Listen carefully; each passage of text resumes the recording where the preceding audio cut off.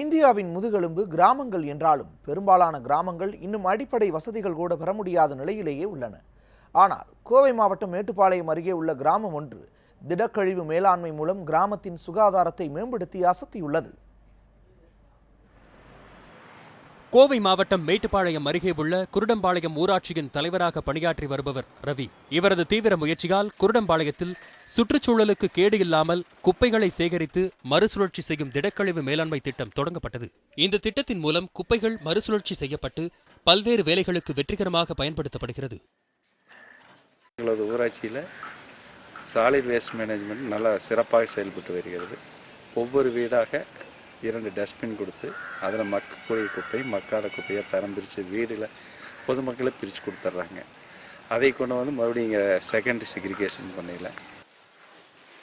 ஊராட்சியில் சேகரிக்கப்படும் குப்பைகளை மக்கும் குப்பைகள் மக்காத குப்பைகள் என தனித்தனியாக பிரித்தெடுத்து மறுசுழற்சி செய்து பயோகேஸாக மாற்றி அக்கிராம மக்கள் பயன்படுத்தி வருகின்றனர்.